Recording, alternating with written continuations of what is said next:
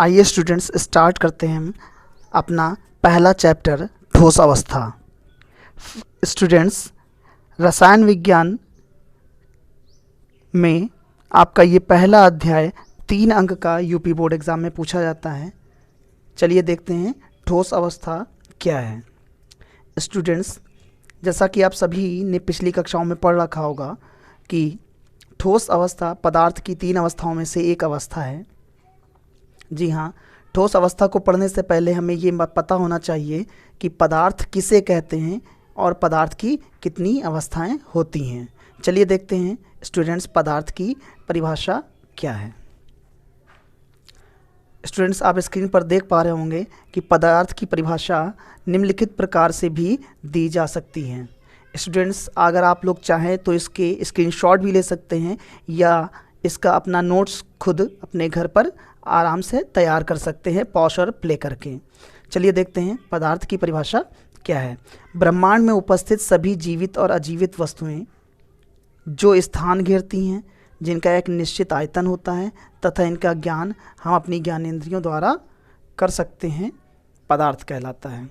जी हाँ स्टूडेंट्स, ब्रह्मांड में उपस्थित सभी जीवित और अजीवित वस्तुएं जिनमें स्थान घेरने की क्षमता होती है, जो एक अपना निश्चित आयतन रखते हैं तथा इनका ज्ञान हम अपनी ज्ञानेंद्रियों द्वारा जैसे आँख, नाक, कान, त्वचा आदि द्वारा कर सकते हैं, पदार्थ कहलाता है।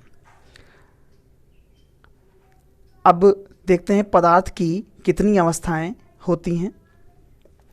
आप स्क्रीन पर देख पा रहे होंगे पदार्थ सामान्यतः 3 भौतिक अवस्थाओं में पृथ्वी पर विद्यमान है। अब वो कौन कौन सी अवस्थाएं हैं सभी को मालूम है स्टूडेंट्स। चलिए देखते हैं। पदार्थ की पहली अवस्था जो होती है वो ठोस अवस्था यानी सॉलिड स्टेट, दूसरी अवस्था होती है द्रव अवस्था यानी लिक्विड स्टेट और तीसरी अवस्था होती है गैस अवस्था यानी गैस स्टेट। जी हाँ स्टूडेंट्स, जैसा कि आप देख रहे होंगे पदार्थ की पहली अवस्था ठोस अवस्था ही हमारा इंटरमीडिएट 12th केमिस्ट्री का पहला चैप्टर है, जिसमें से 3 अंक यूपी बोर्ड एग्ज़ाम में पूछे जाते हैं। अब वो न्यूमेरिकल भी हो सकते हैं या डेफिनेशंस भी पूछ ली जाती हैं। तो आइए स्टूडेंट्स देखते हैं हम कि पदार्थ की ठोस अवस्था की परिभाषा क्या होती है और इसे हम कैसे समझ सकते हैं। चलिए देखते हैं स्टूडेंट्स। पदार्थ की वह अवस्था जिसमें उसके अवयवी कण जैसे परमाणु, कुछ परमाणु हमने ब्रैकेट में लिखे हुए हैं जैसे आयरन परमाणु, सोडियम परमाणु, जिंक इत्यादि अणु जैसे iodine, sulphur, carbon dioxide, carbon tetrachloride या आयन जैसे Na+, Cl-, Ag+, Cl-, परस्पर प्रबल अंतराणुक आकर्षण बलों के द्वारा निविड़ संकुलित अर्थात एक दूसरे के क्लोज्ड एकदम पैक्ड होते हैं, ठोस अवस्था कहलाती हैं। स्टूडेंट्स, ठोस अवस्था में पदार्थ के कणों जैसे परमाणु, अणु या आयन की एक क्रमबद्ध व्यवस्था होती है। जी हाँ स्टूडेंट्स, पदार्थ की वह अवस्था जिसमें उसके घटक कण जैसे परमाणु, अणु या आयन परस्पर प्रबल अंतराणुक आकर्षण बलों के द्वारा इतनी मजबूती से एक दूसरे के निकट जुड़े रहते हैं। यही कारण है कि पदार्थ जो है ठोस अवस्था में आसानी से परिवर्तित हो जाता है और उसमें जो परमाणु होंगे या अणु होंगे या आयन होंगे वो क्रमबद्ध रूप से क्या होंगे, व्यवस्थित होंगे। चलिए देखते हैं ठोस अवस्था के कितने विशिष्ट लक्षण हो सकते हैं।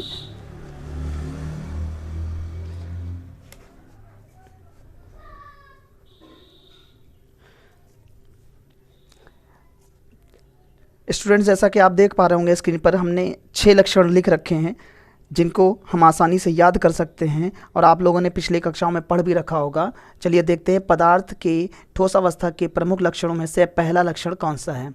पदार्थ ठोस अवस्था में अपना आकार एवं आयतन निश्चित बनाए रखते हैं। जी हाँ स्टूडेंट्स, आपने बहुत पहले कक्षाओं में पढ़ा होगा कि पदार्थ का आकार एवं आयतन निश्चित क्यों होता है, क्योंकि उनके जो परमाणु होते हैं या अणु होते हैं या आयन, उनके मध्य एक आकर्षण बल कार्य करता है जो इनको एक दूसरे से मजबूती से क्या करते हैं, बांधे रखते हैं और यही कारण है कि इनका आकार एवं आयतन निश्चित होता है।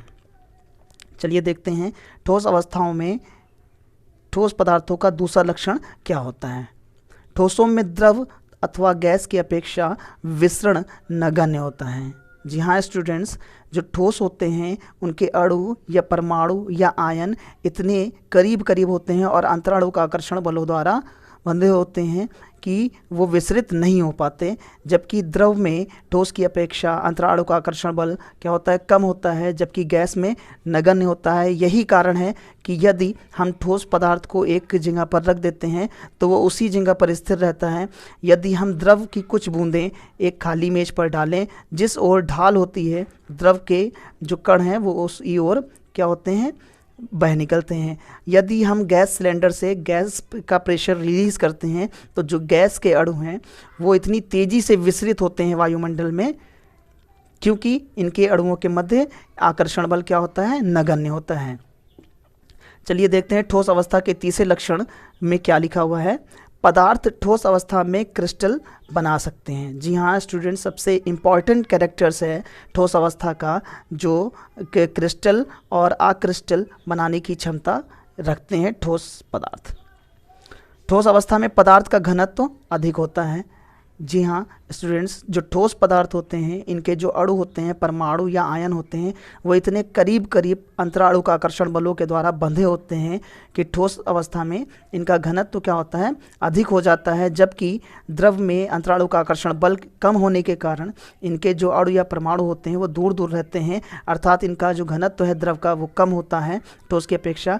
यदि हम गैस की बात करें तो गैस के अणु तो एक दूसरे से एक दूसरे के करीब में होते ही नहीं हैं और इनमें आकर्षण बल क्या होता है, एकदम शून्य होता है, जीरो होता है, नगण्य होता है। यही कारण है कि इनका घनत्व क्या होता है, शून्य होता है। तो हम देख सकते हैं, हमने यहाँ पर लिखा हुआ है ठोस का जो घनत्व होता है वो सबसे अधिक होता है और द्रव का जो घनत्व होता है ठोस की अपेक्षा क्या होता है, कम होता है। और जो गैस का होता है वो लगभग दोनों की अपेक्षा क्या होता है, बहुत कम, यानी कि नगण्य होता है। चलिए पांचवा कैरेक्टर्स देख लेते हैं ठोस अवस्था का। ये असंपीड्य होते हैं तथा कठोर भी, यानी कि इनको संपीडित नहीं किया जा सकता और ये कठोर भी होते हैं। चलिए छठा कैरेक्टर्स देख लेते हैं। ठोस अवस्था में पदार्थ की जो एंट्रोपी होती है शून्य होती है। अब स्टूडेंट्स आप लोग सोच रहे होंगे एंट्रोपी क्या होती है, तो एंट्रोपी किसी भी पदार्थ की अव्यवस्था की माप होती है, अर्थात उसमें जो परमाणु होते हैं, अणु होते हैं या आयन होते हैं वो कितना व्यवस्थित हैं और कितना नहीं। तो जो पदार्थ अत्यधिक व्यवस्थित होते हैं उनकी एंट्रोपी शून्य होती है और जो पदार्थ अव्यवस्थित होते हैं उनकी एंट्रोपी क्या होती है, अधिक होती है। तो हम कह सकते हैं कि ठोस पदार्थ में जो परमाणु या अणु होते हैं वो क्या होते हैं, बहुत ही करीब होते हैं और व्यवस्थित होते हैं, अतः इसकी एंट्रोपी क्या होती है, इसकी एंट्रोपी शून्य होगी, सॉरी। और जो द्रव है उसकी एंट्रोपी क्या होती है, कुछ अधिक होती है, और जो गैस होती है गैस की एंट्रोपी क्या होती है, सबसे अधिक होती है।